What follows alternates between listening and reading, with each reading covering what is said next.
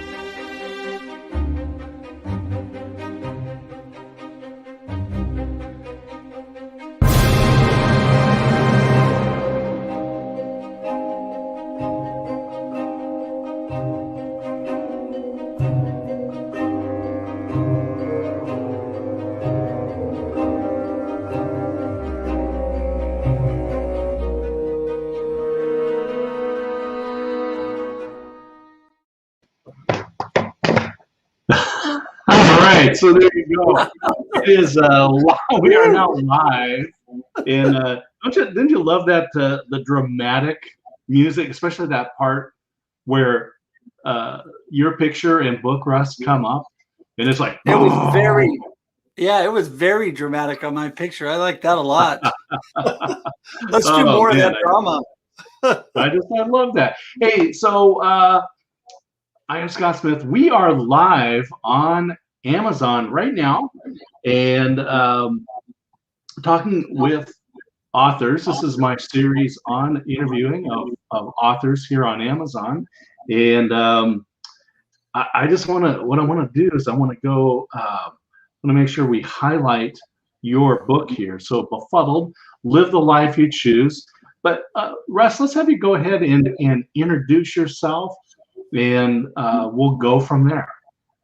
So first off, I'm curious, so we're just live on Amazon right now, right? You're live on Amazon right now. Got it. Okay, good, because I want people to know what we're live on. Yeah, look at that. This is it's going live right now.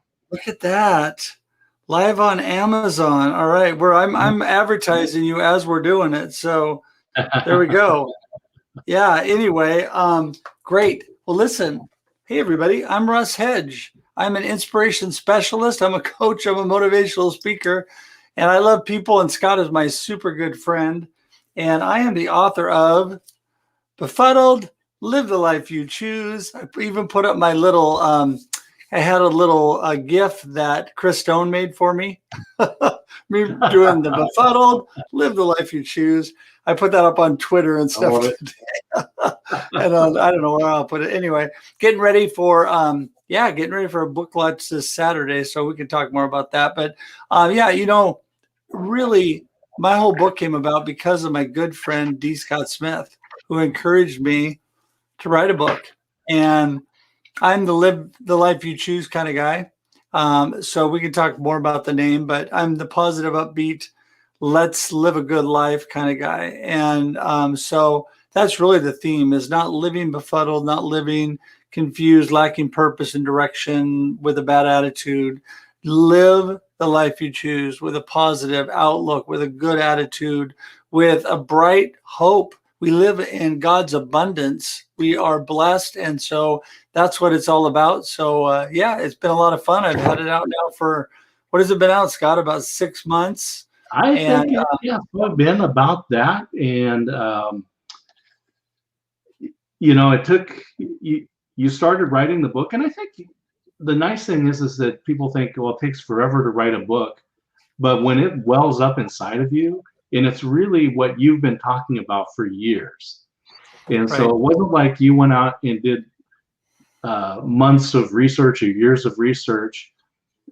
You did, but you did it, and you had already been giving talks. I mean, you're already a motivational speaker. You've already been coaching and consulting with individuals and businesses. And so when you wrote the book, you were able to do it in I'll say in a relatively quick time frame. Yeah. Well, and I was blessed with COVID. I mean, that sounds horrible, but I mean, I was blessed with the time. So COVID created a lot of space for people. Mm. And it was funny because not long before that, our pastor did a sermon on space, God creating space in your life. Well, I can tell you, God created a lot of space in my life because I didn't have time to write before that.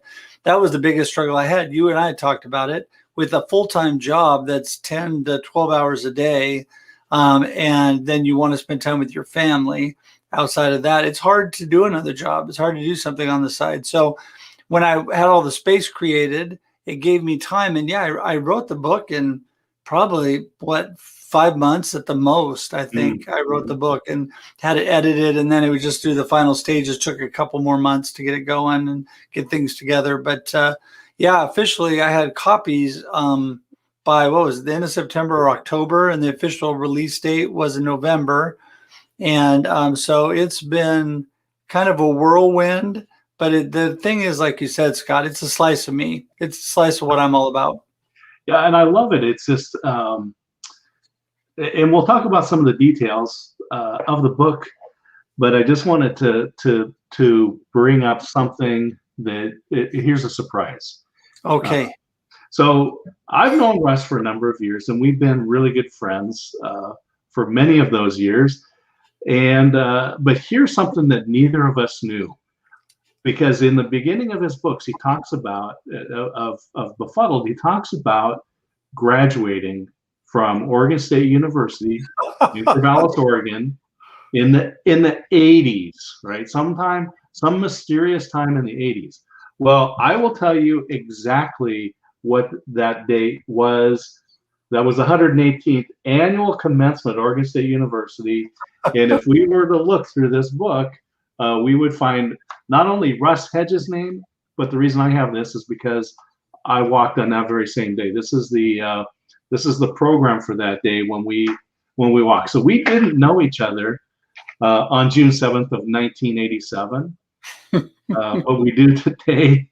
And we've just developed a great friendship, which has come through, which started in networking events. Yeah. And I think part of your book too is really going to help people around connecting. I mean, first of all, finding their purpose and then connecting with people. Yeah. Well, first of all, let me say that day in June, was it June 7th, 1987? I know the year. That was a long day. It was a long day. There was a lot of people that get to that graduation. Honestly, I loved my Oregon State years, even though a lot of them I spent really kind of lost, and I talk about that in my book, trying to figure life out. And but it was blessed to be able to go through that day because my wonderful parents, who I love with all my heart and write about in my book, were there, and my beautiful wife, we were engaged, and we got married 6 months later. So she was at that graduation too. And so it was a blessed day. But, I've always been all about connecting. I was really good at that stuff at Oregon State, the social side of college. I was a little bit too good, Scott, a little too good at the social part. And that kind of is what got me into trouble. But it did give me some lasting, wonderful relationships. I still have some of my best friends over the years. I still have a few of them from college. I don't know. I think you might have met Daryl Willis because he's been on my podcast, and he was on with the special Christmas and book review our book release I did. But he was my big brother in the frat house I was in. And man, I love that guy. And so we've stayed friends all these years, and that's good. But yeah, it taught me so much that I write about in the book. I could just tell you that the first 3 chapters of this book basically sum up the idea of the book. The first 3 chapters are fighting through the noise, be intentional, and purpose in the midst of chaos. Mm-hmm. And what a better time to release that book than last year. I mean, and that wasn't even my goal, because really, Scott, you and I talked about this pre-pandemic. I had already put the name together and started the outline of the book before COVID hit. I had no idea about any of that. And so when it hit, it was just like my wife told me, man, you got to get this book out. You got to get done sooner, because I was looking at the end of the year. She's like, no, you got to get done this summer and get that edited and get that done. So that's what I did. I just sped it up, and you know, it's what they call a micro book. So it's like total 149 pages. I wrote it in what I call John Maxwell format. That's my description, but it's just really easy to read. And when you look in the book, you know, things jump out at you, bullet points, things are numbered and broken out and highlighted. And so it just makes it easy to read, but it also, I think, makes it easier to get what the book is all about. The points are right there in front of you. So it's a fun read. Yeah, that's a big thing, is to be able to keep things to what's actionable. And, you know, you can put a lot of details in, make a 250, 350 page book. But really, what's the essence? What do you actually need to apply? Now, you've added a lot of personal stories in there, though. I mean, you talk about your parents and kind of those growing up years as well. So it does give us a glimpse into you and helps us to relate to you as the author, and really take what you're telling us as not just theory, but this is what makes Russ Russ. Yeah. Yeah. Well, and you know, a lot of that too, I had planned to put stories in there, but my wife really encouraged me to put more about myself, because it does, it, like you said, it helps people to be able to relate with you and relate what you're talking about. And the actionable stuff I put in there, a lot of it is stuff that I do have done, used, points that I come up with, because that was the thing when I formatted this book is, you know, it's great to have ideas. It's great to have some stories, but you really got to have something for people to come away with, right? What are the things that people can really use? And I'll just say now, because I'll hit this again later, that my companion workbook for Befuddled, Live the Life You Choose, is coming out. I should have it uploaded to Amazon. I don't know if you've heard about that. This little Amazon place should have it uploaded. Feature when it comes up. But Amazon should have it for sale here in the next week is the plan. So if everything goes smoothly, that's the plan. But anyway, that's all done and written. It's just in the final stages of, you know, putting stuff together.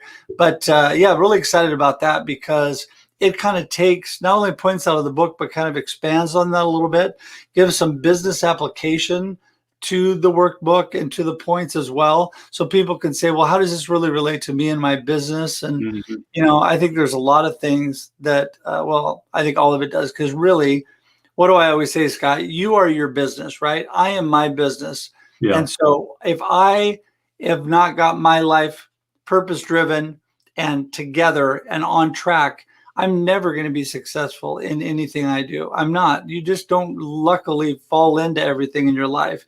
Sure, you might have little things fly here and there that are good for you, but most of it is because of the path you take and the choices you make. Right. So yeah, so that's what I'm all about. So this companion workbook is going to help with that. It'll be available in ebook form for now, and so yeah. And that's what you know, I love to be able to actually do the application. I was at a conference one time, and there was the keynote speaker, like many keynote speakers like you, have written books. And when we were there at the conference, as a part of your conference entrance, we all got a copy of his book. And as he was up there, he holds up his book and he says, whatever you do, don't read this book. But he went on to say that, you know, many people, you have a bookshelf full of books, full of great ideas that you've never implemented. And so this is what I like about your book. This is that it's easy to digest. You've got the workbook coming out. So rather than just reading about it and going, oh yeah, these are great things, this is what I want to do. No, this is something that you can actually implement. And so let's go back to the beginning for a moment. And you've mentioned your wife, Leah, and I just love the story about how the book got named. Yeah, it is interesting because my beautiful wife is the one that keeps me steady. So Leah is my steadiness. I'm the run 100 miles and just go crazy and always be happy kind of guy, right? And she's always like, okay, hang on, honey. So what ends up happening sometimes is you get yourself a little overwhelmed, because I've been the kind of person over my life too that's always quick to say yes and want to do everything. So there was a day when I had just cram packed, and not to say that I don't have days like that still, but this day was really rushed. And even though I have a morning routine, which we could talk about, but even though I got up, I had to abbreviate it. I did it, but I had to abbreviate it. I was in a hurry, jumped out of the shower, got ready. I'm going to meetings down south, closer to where you live, Scott, and in a big hurry. And I'm really out of sorts. I'm really discombobulated. My wife looks at me, she goes, "Are you okay?" I said, "Oh yeah, I'm fine. I'm fine." Cause that's my go-to, right? I'm all good. I'm good. She goes, "No, really. Are you okay? We've been married for over 33 years. I know these things because you look kind of befuddled," she said. And I said, no, I'm not befuddled. I'm fine. I'm fine. And so I kiss her. I jump in the car. I go driving. I'm like 2 miles down the road. I'm like, dang it, I'm befuddled. She's right again. She's always right. So anyway, I was definitely befuddled. And really, not only was I befuddled in the moment, but I that took a moment for me to think about when I was writing this book. A lot of introspection, a lot of thought about what I do and how I do things. And you and I have talked about things too, Scott. Having your own business, you tend to load a lot on, and you need to sit back and you need to make sure you have things in order and that everything's aligning with your purpose and your why in life, so that you don't make yourself befuddled, because we make ourselves out of sorts and befuddled and discombobulated. That's my follow-up book, Discombobulated. We make ourselves that way. So we have to be careful not to do that. I'm glad that Leah added to your vocabulary, because I think befuddled, live the life you choose, is a much more elegant name than discombobulated, live the life you choose. You would have to put it sideways or something, wouldn't fit on the cover. But I think it's fabulous. And the other thing, and you mentioned about owning your own business or being self-employed or whatever, and I know a number of the people that buy your book and have benefited from it have their own business, but it's not exclusively for people that own their own business. So if you are employed by somebody else, the way I always look at it is, I said, whether you own your own business, you're self-employed, or you're an employee working in a company and making a contribution in that way, really, you are a business, because there's three things that you need for a business: a problem, a solution, and someone willing to pay for it. Yep. And that's all it takes to have a business. And so you may have one primary customer, and that's your employer. And I think that your book, what I've seen, is that your book is fabulous for not only business owners, but for anybody. Yeah, no, I would say that this book is for anybody, because it's really a roadmap to life, no matter what you're doing. It's really, we should all have a very defined and a very specific why in our life. And sometimes we can have a why about our business and a why about our personal life, but really it all starts with our personal life. And my why in life is really to help others live a purpose-driven life of significance, right? I'm here. I want to help and encourage people so that they can live a purpose-driven life of significance. And what that means is I want them to be able to move forward with purpose, intentionally, on purpose. And I want them to feel significant about what they're doing. That doesn't always mean success with a bunch of money, success with big, gigantic, being famous, whatever. What it means is doing things that really matter, that make a difference in life. So that's really what my message is you want to live a purpose-driven life of significance. Right. And there's so many good people that have written about purpose and purpose driven. Rick Warren wrote that book Mhm. that I think was Oh, the number sure. one bestseller, Purpose Driven Life. There's so many people that I have learned from over the years. And so I'm not trying to say that I am better than anybody else has written a purpose driven book or a book on, living the life you choose. I'm just telling you from my perspective, a little slice of me, how I've done it and how I can encourage you that you can do it too. And that's, me, that's really what I'm all about, encouraging others and inspiring them. That's why I'm Right. an inspiration specialist. Yeah, indeed.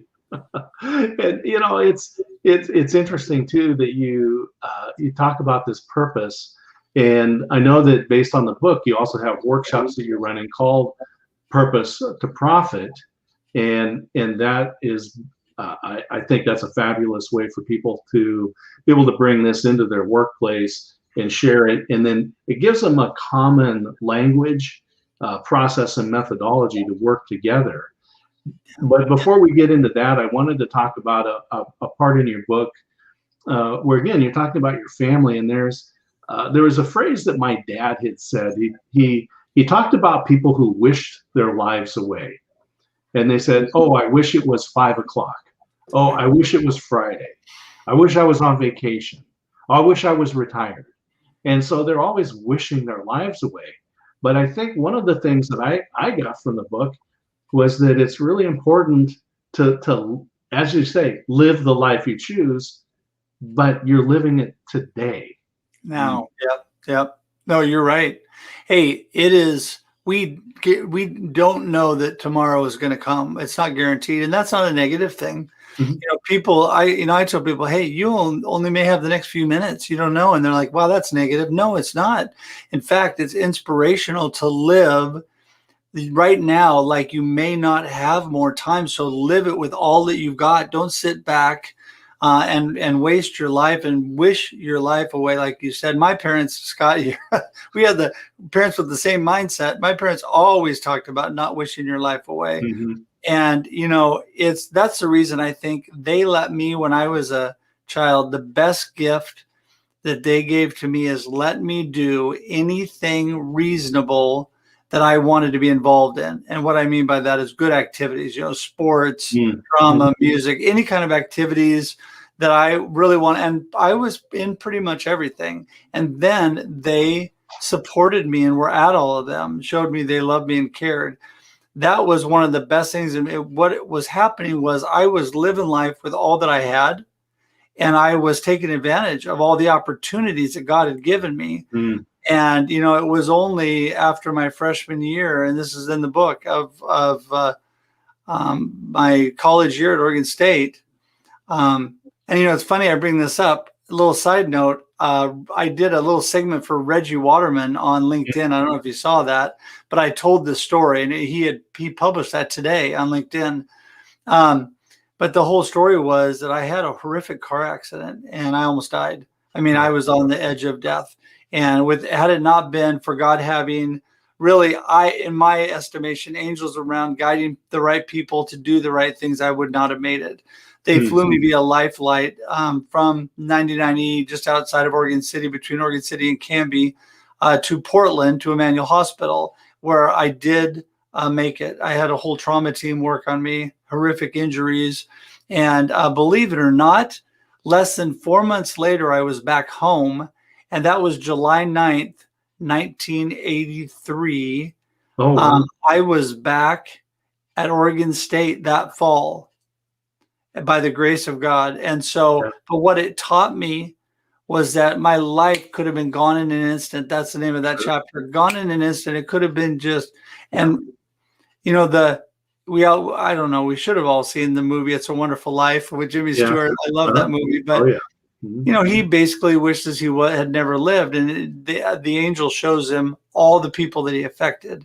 Mhm. And because of God sparing my life and me being able to move out, not only have I been able to do great things and to influence probably thousands of people in my lifetime, I've had a beautiful wife and children who have influenced thousands and thousands. My children have influenced thousands and thousands of people with their music and all that they do. That would have never happened had I passed away. So the whole thing is, it just get out there, live your life, and really take advantage, because life is precious.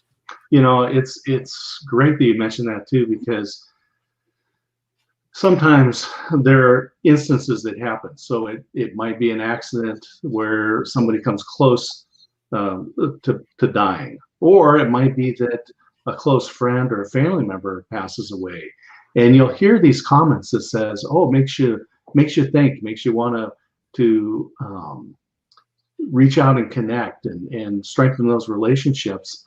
But so many people, that's where it ends. And they don't follow up, and they don't make those changes. Right. And that, I think that's one of the saddest things. Yeah. And well, that's where true connection with people is an ongoing relationship. It's an ongoing thing. You and I have talked about it, and, tomorrow we're going to have the global tea break, where we're going to get together with people from all over the world.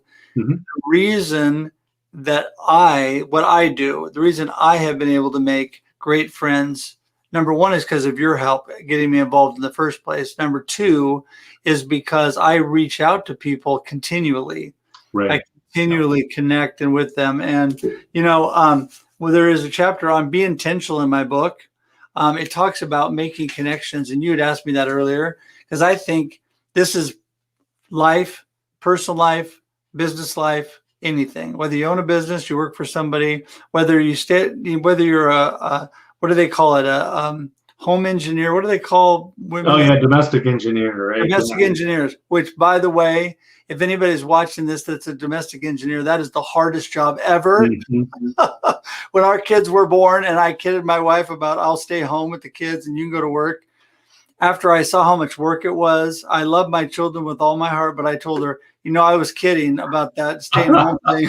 Yeah, you didn't want a 24/7 job. Oh my goodness, never stops. But I give 5 simple steps to making a connection. I'm not going to spend a lot of time, but it's start, focus, be real and be friendly, be present and be consistent. And what that says to you is, number one, you got to get going. You got to get going if you want to get to know people, if you want to bless people. In work, we say people do business with people they know, like, and trust. Well, people do life with people they know, like, and trust. Doesn't matter what you're doing. Right. And if you don't focus on what's at hand and the people, you're never going to be, you got to intentionally get out there, and you've got to make the step. You got to be real and be friendly. Even if you're not having a good day, nobody wants a bummer. So get out there, be real, be friendly, and you got to be present. And what does that mean, Scott? I'm working on this all the time. You're talking to me. I'm listening. I'm being a motivational listener. I've heard that somewhere. Which I always support. Yeah.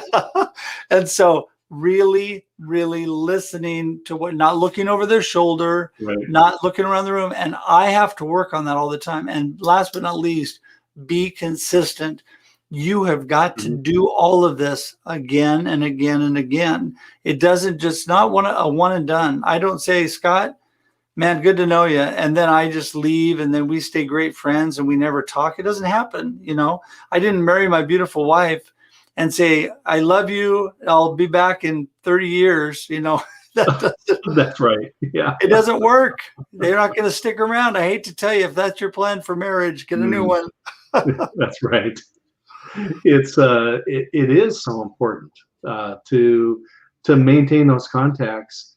And right at the beginning of your book, when you talk about kind of breaking through all the noise, I know we have a lot of noise, but that's only if we let it be that way. The tools, the connection tools, like live video, being able to connect with people through any of the tools that are out there. For a live video or phone call or text or email or direct messaging or whatever it is, it's easy to stay in contact with people, but we have to be intentional about it. And I know one of the processes that you recommend is to send out messages or reach out to people, a certain number of people every day. Right. Oh, I'm huge on, when it comes to connection, is you've got to keep it up. And so I'm always encouraging people, reaching out to new people. And I do as many in a day as I can. Sometimes I do a ton, and other times I don't do as many. But, I'm doing a half dozen or more every day of connecting with somebody, reconnecting, just staying in touch. Because sometimes the reconnecting is as important as the connecting. Hey, you and I talk, Scott, and you're, one of your family members, your parents were having a problem and there was something.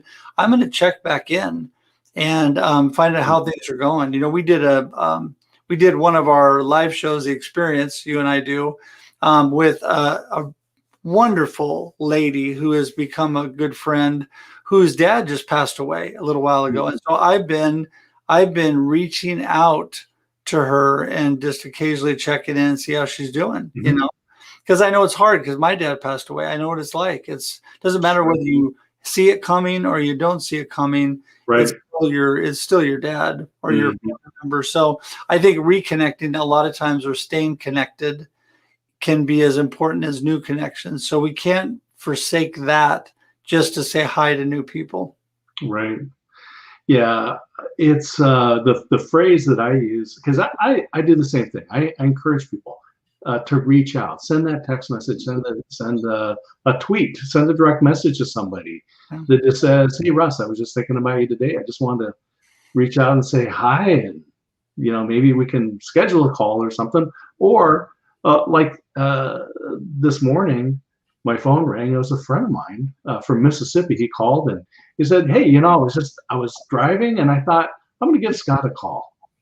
And so we had a great conversation. And so the phrase that I like to say is that if you just pick up that phone and you make that phone call to somebody, you just might make your day, right? Yeah. When you reach out, and if I were to just call up and say, "Hey Russ, I was just thinking, I thought I'd give you a call, find out what's going on in your world, what's happening," and you start talking, I know that I'm going to get the benefit of that. And not that we're doing this selfishly, but we're designed to be together. And the research says that when you have good networks, when you're connected to people, you live longer, healthier, and happier than when you don't have those connections. Oh, yeah. No, I totally agree with that, and one of the secrets to life that I always tell people is what you just said. If you want to be encouraged, encourage others. And, it's funny because so much that, we tell people, Scott, it's not brand new stuff. I always, there's really nothing new under the sun, right? Didn't we hear that somewhere? But I always relate to Dave Ramsey, because Dave Ramsey, the first time I heard him, he says, "Man, I didn't make this stuff up. I just learned it from people who know way more than I do, that are way smarter than I do. And I just packaged it in a way that I think people can consume it well." Right. And so that's really what this book is. And everything that I do, my goal is to package it in such a way that people can consume it well, meaning that it can help them live the life they choose, or a better life. And, I've had people tell me, "Oh yeah, I already know that stuff." And I want to say, duh. I mean, I hope you know this stuff. But my number one question to them is, "So why aren't you doing it?" And then they just kind of look at you with big eyes. Well, right. I'm busy, and you get all these excuses, right? No, what you need is somebody reminding you that the things that need to be done, and somebody holding you accountable, or at least encouraging you to do those things. And that's what people really need. And that comes through relationship, and relationship comes through connection. Sure. Yeah. Yeah. Your friends will help you, and they want you to succeed. Now, there was research, we just talked about goals, and you say, "Well, I have this goal of doing whatever it is." But out of Dominican University in California, Dr. Gail Matthews did some research. And so they did studies on goals. And so they have quantifiable results that says there's basically 5 things that you need to do if you want to reach goals. And I love the first one, because the first one is have goals. Which So it's okay, but it turns out a lot of people don't have, and yet they're going, oh, I never reached my goals. You go, well, what are they? Oh, so the first thing is to have goals, and then the second thing is to write them down. And so if you actually write down your goals, whether you do it electronically or you do it on a calendar or you have a whiteboard, to actually write down your goals. The third thing to do is to think about and write out the plan of how you're going to achieve that goal. Just like when you sat down to write your book, Befuddled, Live the Life You Choose, that was a goal, and you had a time, and then you set out a plan. This is how I'm going to do it. And then the next thing that you do, and everything that we do at these each step improves the probability that you're going to achieve that goal, such as writing your book. Yeah. The fourth one is to tell somebody about it. Because now when you said, hey, Scott, I'm going to write a book, you kind of put yourself out there. When I follow up and say, hey, Russ, how's the book going? And you haven't made any progress, well, you don't want to make progress. So telling somebody is good. And just as you mentioned, the final step, that if you really want to be successful in achieving your goals, such as writing a book or not being befuddled anymore and choosing to live your life, live the life you choose, if that's your goal, then have somebody hold you accountable. Could be a one-on-one, could be a mentor, could be a paid advisor, could be a mastermind group, could just be a good friend or family member, but have somebody hold you accountable on a regular basis. And then you can publish a book in the number of months that you did. You can get it out. Your book is in bookstores. It's in Amazon. People can buy it for in hardcover. They can buy the Amazon version. And I just love the way that this came together, because you really did have people hold you accountable.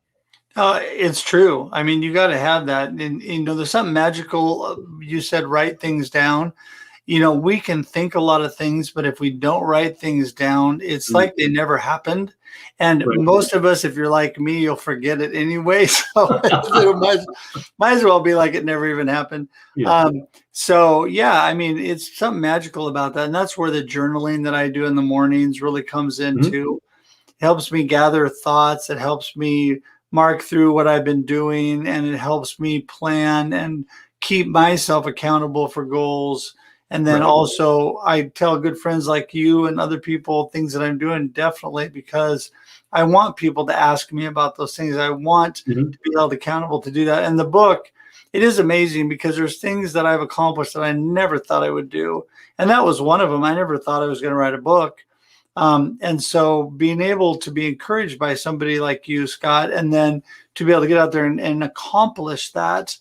And, the one thing that I have a phrase in my book, advice that I give, I don't know where I heard this from. I'm sure that, again, it was somebody way smarter than me, but it's good and done is better than perfect and not done. So many people just don't get it quite right, and so they never finish it. And, I told myself from the get-go, my goal and my plan for my book was to get a good book out by a certain timeline, period. And so I was going to get that book done. I could still be editing that book, Scott, if I wanted to. I read parts of it now and I think, I should have said it this way. But you know what? It doesn't matter if you never get it out. And sometimes it's better to get out a good product than a perfect one, which is really never going to happen, because you're going to keep going around and round and round. I was blessed the other day. I was in a town close to us, and first person I went up to was a financial guy. He's got a standout. He's talking to people outside a coffee shop, and he's doing stuff. And what is he doing? No one's there at the moment. I look over at him. He's reading my book, and so I talked to him, and he, great guy. He's telling me, I read this at first. I thought, yeah, happy, rah, rah, And then I started reading more, and he said, I got some points out of it. He goes, my financial advisors could really use this. He goes, I'm going to buy a few more copies and give them to them. And I was just smiling, and listen, I have no illusions that I'm the world's greatest author, but if it gives people some joy and direction in their life and some encouragement, even a little bit, I'm so happy. And then I went to this guy is not my financial advisor, but I happened to have to go by my financial advisor's office in the same town that day. And the administrative assistant up front, that helps him, as soon as I went up, she goes, "Hey, I went into the bookstore the other day and I got your book." She turns around, pulls it out of her drawer. She's got the marker. She's like a chapter away from being done. "I only have a chapter left," she says. Wow. It was really encouraging for me because, yeah, I mean, what a blessing to know that people really are getting something positive out of it. And so, yeah, I'm really thankful for that. That's wonderful. I know you used a service to help you do the publishing of the book, to get the Kindle version and then the paperback version out there as well. But publishing is not as hard as it used to be, where you had to have an agent and a publisher, and they had all these deals to negotiate and writing these treaties and so forth. Right now, the barrier to entry is actually, just like you said, your willingness to get started. And then, as they say, authors never finish a book. They just release it. They just stop writing. And that's pretty much yeah, and not being bounded by some artificial vision of perfection. But those two things, you've got to get started, and then you've got to just let it go. Get it to that point. And I would like to see so many more people that have great stories or tips and things that have helped them in their life, and to be able to share that. But to be able to take your story and put it out, and I think you have 2 children, and they're growing and out, and they're living lives. And maybe at some point you'll have grandchildren and great-grandchildren and great-great-grandchildren. And having this body of work, they'll always be able to go, "Oh, here's my dad's book. Here's my grandfather's book. This was the book written by my great-grandfather." Right. And there's something really wonderful about just having that body of work. Yeah, no, I agree. I think, someone the other day talked to me about leaving a legacy.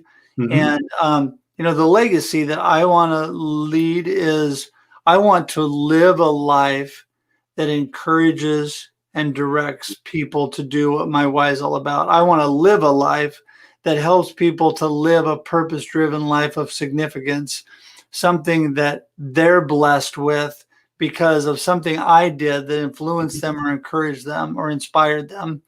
And so, I mean, if this book aids with that, that's exciting to me. And just being able to write it, get it done, and get it out there. And then, you got to stay with it, because what I said, be consistent, stay with things, because the bookstores are not knocking on my door. I'm knocking on their door. And so I'm able to get into these bookstores and do things because I say, "Hey, I'd love to come there, do a book signing." And every book I sell is a blessing. Every book I sell that I can get out there, it's just, and contacts and connections that I make through that, it's just been really wonderful. And so, like I said, I even have I have a couple coffee shops in the area. They're selling it too, which is kind of cool. And so, wherever you can get your books out there, get it going. Yeah, absolutely. It's like I said, it's not hard to find a way to get published.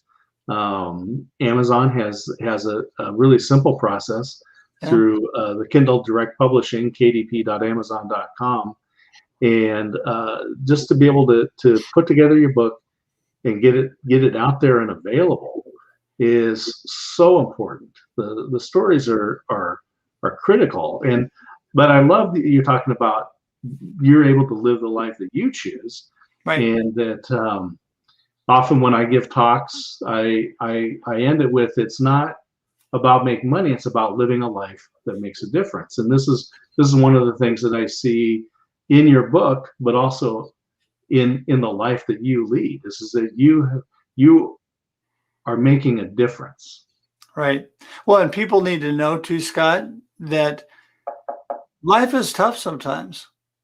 I mean, life's not always simple and easy. And you know, I have my morning routine. This is in my book, but every Yeah. day I Yeah. start my day intentionally Mhm. the way I want to start it, the way I choose. And the way I start before I get out of bed is to start by saying that I'm thankful. I'm blessed and thankful for all that God's given me, for my beautiful wife and my family.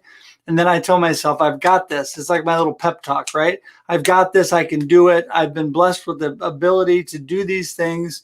And then the last thing is I say, today's going to be awesome. And I had somebody tell me, yeah, I can't say that. And I said, Mhm. well, that's okay, because I'm not trying to tell people what to do. I'm showing them things Right. that I do and how they can take action towards this. And having the whole idea of that is having an intentional plan, talking to yourself and feeding yourself positive input to start your day. Because if you don't do that, the majority of us wake up worrying, fretting with anxiety Mhm. and stress about the day to come. So instead of that, why not give ourselves a positive start? So that's what I do every day. And what that does is it fuels me into being able to live the life I choose. But I get out there and things happen, right? Life Mhm. happens. That it's not all rosy, but that's okay because I have my awesome filter on. That's what I call it. And with my awesome filter, everything has to go through my awesome filter. And I can tell you it's not nearly as bad when it goes through an awesome filter as it is when it hits one that's already filled with anxiety and already filled with stress. So that's really helped me to Right. really be able to persevere and to live the life I choose. Yeah, it's perseverance. I love that, and the intentionality. And I know that's one of the chapters in your book is that you talk about that, just being intentional. Right. The morning routine. I love that. And you know, there's a difference. I think people want it. We want people to understand there's a difference between habits and routines. And habits are things that you do based on a trigger. And but routines are things that you do generally at the same time, in the same order, regardless. Right. So before, you know, when I go to bed, I brush my teeth, and I go to bed. That's a routine. It's not triggered by anything. Um, but I think understanding what those are and being intentional, as you said, Right. and the way that you set up your routine, so important. Well, I think, and I do think, and I don't mean this to sound contradictory because it's not, because I agree with what you just said. Sometimes there are triggers that help us get into routines, though, because Right. my Mm-hmm. my personality and my trigger is to be totally befuddled and confused and flying by the seat of my pants all the time. So Mm-hmm. because of that, I've had to intentionally create routines. And Mm-hmm. I had one person, so you've known me long enough, Scott, to know this is funny. One person asked me, they go, "You're like really type A personality, right? Like really detailed." And I started laughing. I'm like, that could not be farther from the truth. I said, I'm nothing like that. And they said, yeah, but you do all these things. You have all these routines. I said, yes, because if I didn't, I would never be able to find anything. Sure. My keys, my wallet, my head, my mom used to say I'd lose my head if it wasn't connected, right? I wouldn't be able to do any of those things. So I had to learn. So you develop habits and you develop Mm-hmm. routines, one way or the other, either things that inhibit your life and are bad, or things that are good for your life and develop character and good path and help you live the life you choose. So I've chosen, and all the stuff that I do, starting with that first little morning thing, then I go directly into reading and devotionals and exercise and Mm-hmm. all those things every morning, the same thing. I've Right. developed all that intentionally so that I get my day off to a good start, that I have a positive mindset and a positive attitude, and that I can live the life I choose no matter what hits me. You know, it's just setting those things up, being intentional about them. One of the things that I do is, so I'll forget my cell phone, and when I go get my haircut, I put my cell phone down because I want it in my pocket. I put it on the counter, and so many times then I've driven away, and then my cell phone is still there at the barber shop. So then I got to go back and get it. So one of the things that I did to stop that from happening is when I go in and I'm getting ready for my haircut, I put the cell phone on the counter. I put my car keys on top of it because I can't go anywhere without my car keys. And so I'll walk out the door. Oh, wait a minute. Where's my keys? Oh, and I go back and I grab my phone and the car keys. But what we found with COVID, and I was reading this research article, it came out recently, that talked about the stress that happens to people when their routines, not their habits, but when their routines are broken.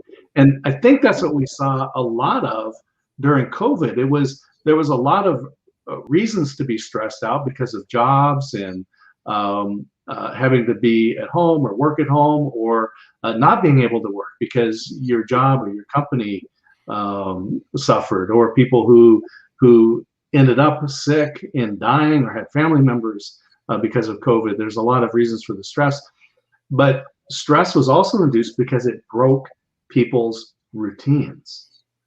Right. And being intentional about that and knowing what you're doing is so crucial. So I think that chapter in your book is so important. You know, and that's so funny you bring that up, Scott, because you know what I did super, super intentionally the minute COVID hit and we went into lockdown and I got laid off from the job I was at and everything changed. I intentionally kept my morning routine. I intentionally stayed involved with anybody that was still meeting via Zoom or whatever. Thank the Lord you had introduced me to Zoom and actually taught me how to do it a couple months before COVID. So that was great. I had an advantage over some people. Sure. And you know, and then what I did is instead of being able to go out and see them, I started calling people.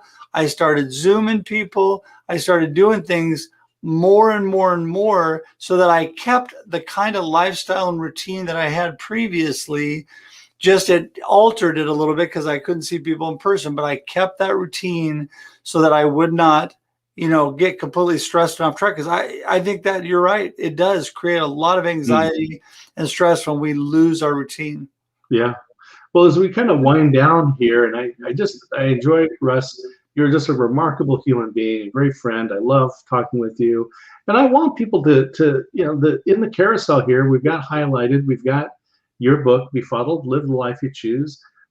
Buy that book, and it'll be something that you can implement, the things that you can do, just as Russ was saying, to help battle these changes. Because now that we've been a year under lockdown, a year plus, and things are opening up again, guess what? We have created routines around dealing with COVID, and those are being disrupted again.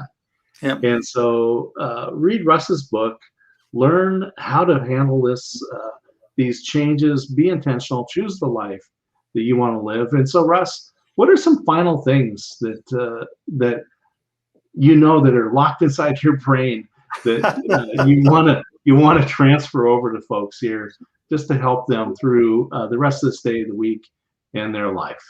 Well, let me tell you that russhedge.com is my website. I keep things really simple, russhedge.com, just my name.com. And you can go there and get all the information about me, about my book, about Scott's and my live show, about my podcast, about everything that I do. So I would love to connect with you. You can even schedule time directly to connect with me, and I'd love to do that. But, you know, as you could tell, it might not be, it's kind of obvious. I love to talk, and I would love to come encourage your team, your group, your organization. I would love to do a workshop around my book, a workshop around my Purpose to Profit material that I have out there now, which is great. Again, you know, living with purpose and profiting in life. There's so much to that. So, but I mean, I would love to be able to do that. And all that information and all the ways to get in touch with me are on my website. And I love all the social medias and all that, but it's one simple stop to get all that information and the links. And if you go there and just want to talk to me, it costs nothing to connect with me and talk and just get to know you. That's what I really want to do. So I encourage you, reach out and get in touch with me. Oh, that's so fabulous. So again, Russ Hedge, author of Befuddled, Live the Life You Choose. Yeah, we got the hand motions that go with it. Befuddled, on Amazon. Live the On Life You Choose Amazon. on Amazon. And buy it for yourself, buy it for your family. Buy a copy. Be like the financial planner who is buying copies of the book. Buy it by the case. Buy it by the case, or load up people's Kindle and put this to work. And bring Russ in and have him do a workshop with you and your team. You will find great benefits from it. And so with that, we're going to sign off on this author interview episode with Russ Hedge. Russ, thank you so much. I sure appreciate you coming on here and sharing about your book. Thank you so much, Scott. Always great to be with you.